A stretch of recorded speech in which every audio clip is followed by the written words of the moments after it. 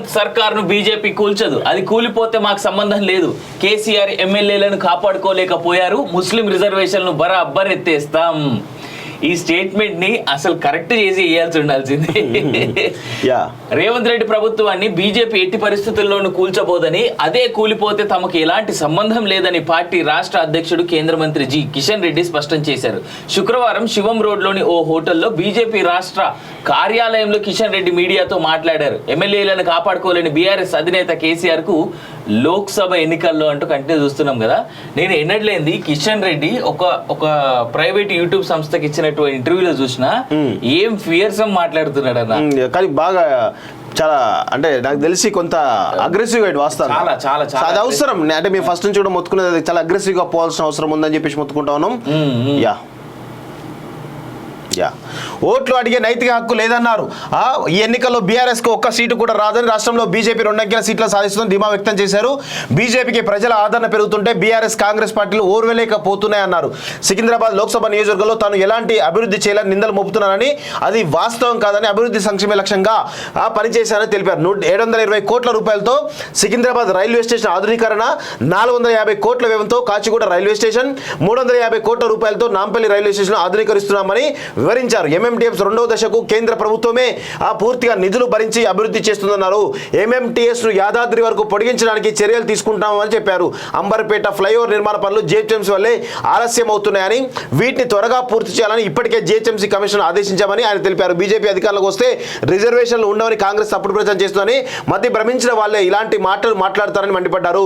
కేంద్రంలో బీజేపీ మళ్ళీ అధికారంలోకి వస్తే ముస్లిం రిజర్వేషన్లు బరాబర్ ఎత్తిస్తామని తేల్చి చెప్పారు. బీసీలోని పేదలకు అన్యాయం చేస్తూ కాంగ్రెస్ ప్రభుత్వం రాష్ట్రంలో మతపరమైన రిజర్వేషన్ అమలుకు తెచ్చిందని ఆరోపించారు. టీ షర్ట్ వేసుకున్నంత మాత్రాన యువకులైపోరు అని కాంగ్రెస్ అగ్రనేత రాహుల్ గాంధీని ఉద్దేశించి ఎద్దేవా చేశారు. రాహుల్ మాటలను యువత ఏమాత్రం నమ్మదన్నారు. ఓట్లు పెట్టుకుంటే ఓట్లు పడవన్న సంగతిని సీఎం రేవంత్ గుర్తించాలన్నారు. తెలంగాణకు నష్టం చేసింది కేసీఆర్, ఆయన కుటుంబమే అని ఆరోపించారు. కేసీఆర్ ఇక ఫామ్ హౌస్ కు పరిమితం కావడమే మంచిదని కిషన్ రెడ్డి సూచించారంటూ ఒకరిని చూస్తాను. ఇక్కడ దీనిపైన ఒక చర్చ జరగాలి మనం వాస్తవంగా. అంటే కాంగ్రెస్ ప్రభుత్వం అంటే రేవంత్ ప్రభుత్వాన్ని ఎవరు బీజేపీ కూల్చోదని చెప్పేసి అన్నాడు. కానీ ఇక్కడ విషయం ఏంటంటే అనివార్యమైనటువంటి పరిస్థితి రేవంత్ రెడ్డికి ఉంది. ఇక్కడ వాస్తవంగా రేవంత్ రెడ్డి ఈ 5 సంవత్సరాలు ఈరోజు ఆయన ప్రభుత్వం స్థిరంగా ఉండాలంటే కాంగ్రెస్ పార్టీతో సాధ్యం కాదనే విషయం కూడా ఈరోజు గుర్తుపెట్టుకోవాలి. వాస్తవంగా కాంగ్రెస్ పార్టీతోటి ఆయనకు సాధ్యపడదు. ఎందుకు అంటే ఈరోజు 6 గ్యారంటీలు అని చెప్తున్నారు కదా. 6 గ్యారంటీలు పక్కన పెట్టండి. 6 గ్యారంటీల పేరిట 6 కుటుంబాలు చేస్తున్నటువంటి, తెలంగాణ చేస్తున్నటువంటి మోసాన్ని మనందరం కూడా గమనించాలి. 6 కుటుంబాలు 6 గ్యారంటీలు కాదు. ఇది అందరూ కూడా ఈరోజు ఎవరైతే ఉన్నారో ప్రతి ఒక్కరు గ్రౌండ్లోకి తీసుకోకండి. వాస్తవంగా ఇక్కడ రేవంత్ రెడ్డికి ఎవరైతే ఉన్నారో పొంగులేటి, ఒక ఆర్థిక సామ్రాజ్యాన్ని నిర్మించుకున్నటువంటి పొంగులేటి ఈరోజు పెద్ద థ్రెట్గా కనబడుతూ ఉన్నాడు. ఉత్తమ్ కుమార్ రెడ్డికి సంబంధించినటువంటి దానిలో ఆయన కూడా పెద్ద ఎత్తున థ్రెట్గా కనబడుతూ ఉన్నాడు. కోమటిరెడ్డి కోమటిరెడ్డికి సంబంధించినటువంటి బ్రదర్స్ వీళ్ళిద్దరు కూడా పెద్ద థ్రెట్గా కనబడుతూ ఉంది. ఇంకా జానారెడ్డి, ఇంకెవరున్నారు, 4 బట్టి,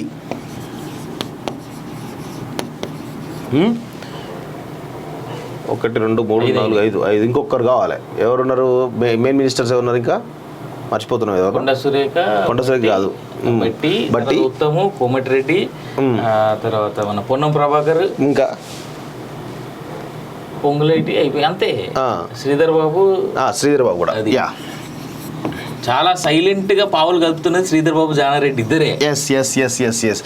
సో ఇక్కడ విషయం ఏంటంటే మిత్రులారా, ఇది ఈ 6 అంటే 6 కాకుండా ఇంకా ఉన్నారు, ఇలా ఆడేటో చాలా మంది ఉన్నారు. కానీ 6 ముక్కలాట తెలంగాణను 6 గ్యారంటీల పేరిట 6 కుటుంబాలు ఈరోజు పెద్ద ఎత్తున ఈరోజు ముఖ్యంగా రేవంత్ రెడ్డిని టార్గెట్ చేస్తున్న విషయం కూడా గుర్తుపెట్టుకోవాలి.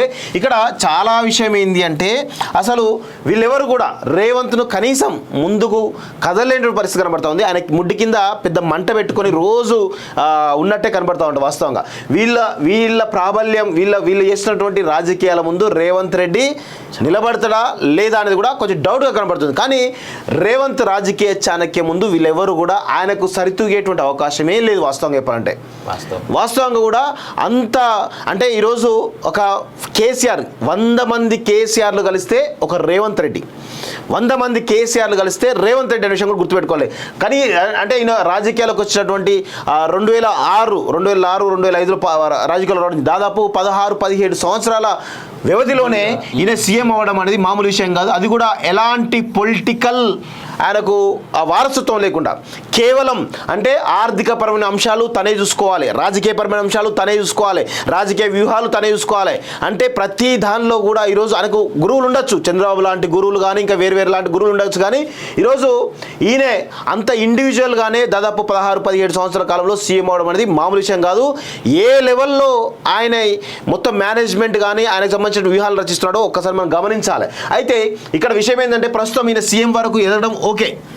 ఇక్కడ కాంగ్రెస్ పార్టీ తప్పని పరిస్థితుల్లో ఆయనకు 45 నుంచి 50 మంది ఎమ్మెల్యేల మద్దతు ఈరోజు ఆయన చెప్తే వింటారు కాబట్టి ఆయన ద్వారానే గెలిచారంటూ దాంట్లో ఈరోజు మినిమం 45 మంది ఎమ్మెల్యేలు ఈయన దాంట్లో ఉన్నారు కాబట్టి ఈరోజు వీళ్ళందరూ సీఎం కోసం పోటీ పడ్డప్పటికీ కూడా రేవంత్ రెడ్డికే కాంగ్రెస్ అధిష్టానం తప్పని పరిస్థితుల్లో సీఎంను చేయడం జరిగింది. ఇప్పుడు రేవంత్ రెడ్డి ఈరోజు దేశంలో ఉన్నటువంటి కాంగ్రెస్ పార్టీకి ఇటు ఒక ఫేస్ ఆఫ్ ది పార్టీ అండి వాస్తవంగా. అంటే ఇద్దరు ఉన్నారు వాస్తవంగా, ఒకరు డికే శివకుమార్, ఒకరు రేవంత్ రెడ్డి. అంటే ఇద్దరు కూడా పవర్ఫుల్గా ఈరోజు గేమ్ ఆడుతూ ఉన్నారు వాస్తవంగా. అయితే డికే శివకుమార్ అక్కడ డిప్యూటీ సీఎం, ఈయనేమో direct CM. So DK Shivakumar కంటే రేవంత్ రెడ్డి ఒక మెట్టు పైనే ఉన్నాడు వాస్తవంగా.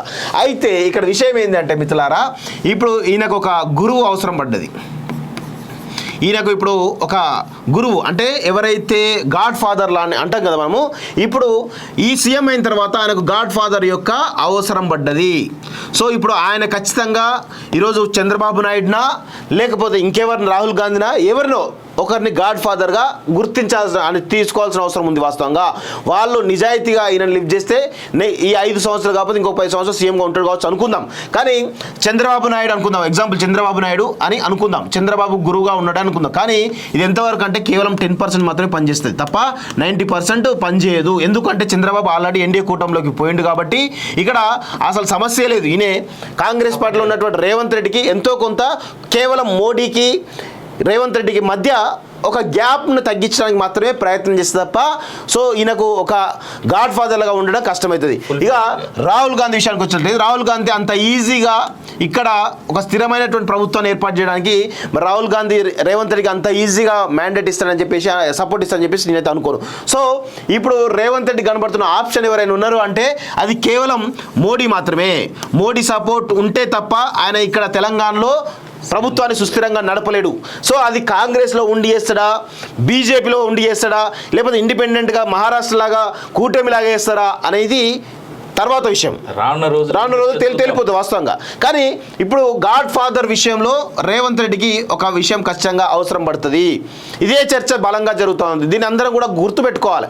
ఇప్పుడు ఈ రేవంత్ రెడ్డి తను ఇప్పటిదాకా 17 సంవత్సరాలు చేసినటువంటి పోరాటం ఒక ఎత్తు అయితే ఇప్పటి నుంచి నెక్స్ట్ 15 years ఆయన రాజకీయాల్లో ఇంకా స్టార్ వాల్గా ఎదగాలంటే మాత్రం ఖచ్చితంగా ఆయనకు ఒక ఆది గురువు అంటే గాడ్ ఫాదర్ లాంటి వాళ్ళు అవసరం. కాబట్టి ఇప్పుడు ఉన్నటువంటి దానిలో సినారియోలో ఆయన కనబడుతున్న ఆప్షన్ ఒక మోడీ ఒక్కడు మాత్రమే. ఎందుకంటే ఆయనతోటి ఆల్రెడీ ఆయన కావాల్సినంత ఫ్రీడమ్ ఈ తెలంగాణలో ఇచ్చి సపోర్ట్ చేస్తున్నాడు కాబట్టి మేబీ రాబోయే రోజుల్లో ఏదైనా జరగవచ్చు.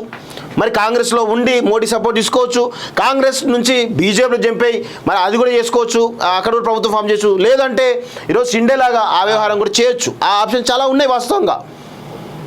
సో ఇలాంటి పరిస్థితుల్లో రేవంత్ రెడ్డి అంత ఈజీగా సస్టైన్ అవుతుంది మనమైతే అనుకోలేము.